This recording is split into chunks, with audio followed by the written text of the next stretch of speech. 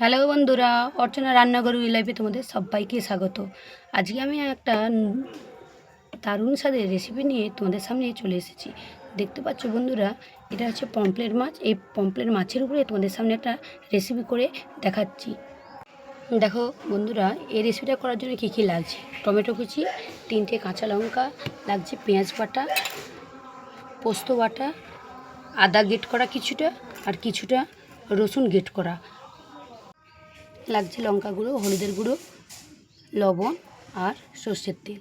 দেখো কড়াই বসিয়ে দিয়েছি, উনুনেতে দিয়ে দিলাম সর্ষের তেল। এবার একে একে সুন্দর করে মাছগুলোকে ভেজে নেব।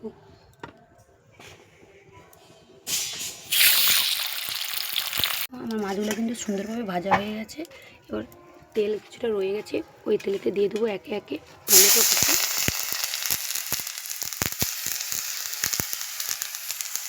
দিয়ে দিলাম কাঁচা লঙ্কা,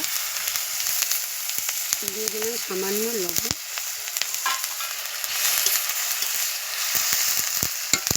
দিয়ে দিলাম আদা রসুন গ্রেট করার যেটা ছিল। এটা কিছুক্ষণ একটু তেলে নেড়ে চেড়ে নেব।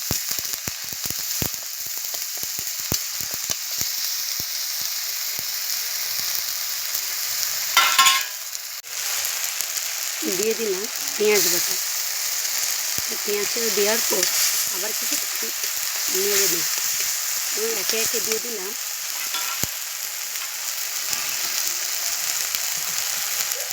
হলুদ আর কালারের জন্য সামান্য লঙ্কা, কারণ আমি আগে থেকেই কাঁচা লঙ্কা দিয়েছিলাম, তাই এখানে শুকনো লঙ্কা সামান্য দিলাম।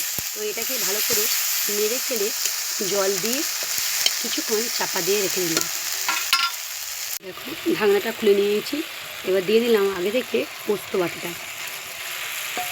তো পোস্ত বাটাটা দেওয়ার পর কিছুক্ষণ এরকম নেড়ে চেড়ে নেব এবং এটাকে কিছুক্ষণ ফুটতে থাকবে। দেখো মশলাটা ফুটে এসছে, আমি একে একে এবার মাছগুলোকে সব দিয়ে দিলাম।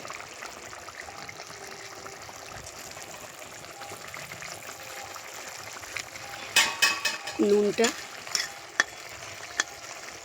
তোমরা দেখে নেবে তোমাদের পরিমাণ মতো, আর ঝাল যদি কেউ বেশি চাও তো ঝালটাও বেশি পরিমাণ দিতে পারো। তো আমার এটা প্রায় হয়ে এসছে। এবার আমি একটা পাত্রে ঢেলে নিলাম। দেখো বন্ধুরা, আমার কিন্তু রেসিপিটা প্রায় হয়ে এসছে।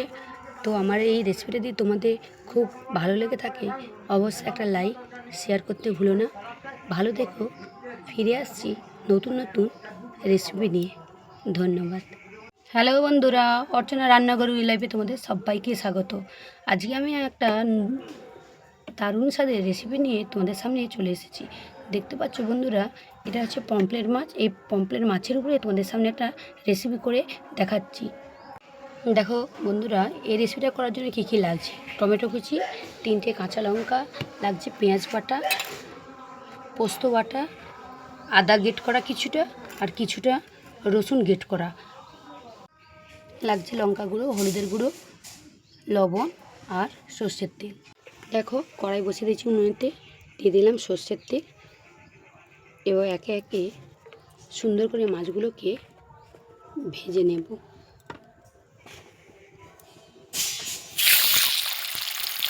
আমার মাছগুলো কিন্তু সুন্দরভাবে ভাজা হয়ে গেছে। এবার তেল কিছুটা রয়ে গেছে, ওই তেলেতে দিয়ে দেবো একে একে টমেটো কুচি,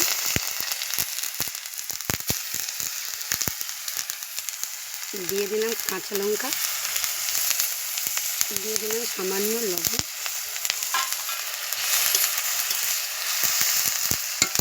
দিয়ে দিলাম আদা রসুন গ্রেট করার যেটা ছিল। এটা কিছুক্ষণ একটু তেলে নেড়ে চেড়ে নেব।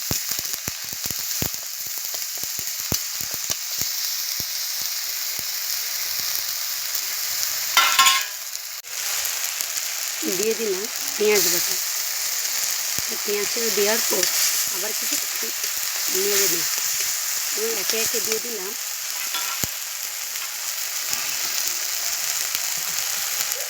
হলুদ আর কালারের জন্য সামান্য লঙ্কা, কারণ আমি আগে থেকেই কাঁচা লঙ্কা দিয়েছিলাম, তাই এখানে শুকনো লঙ্কা সামান্য দিলাম।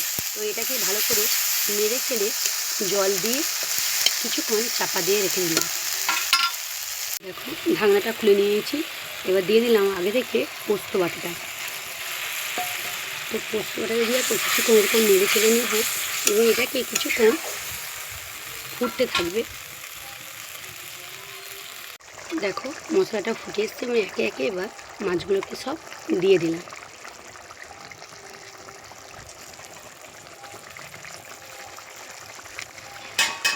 নুনটা তোমরা দেখে নেবে তোমাদের পরিমাণ মতো, আর ঝাল যদি কেউ বেশি চাও তো ঝালটাও বেশি পরিমাণ দিতে পারো।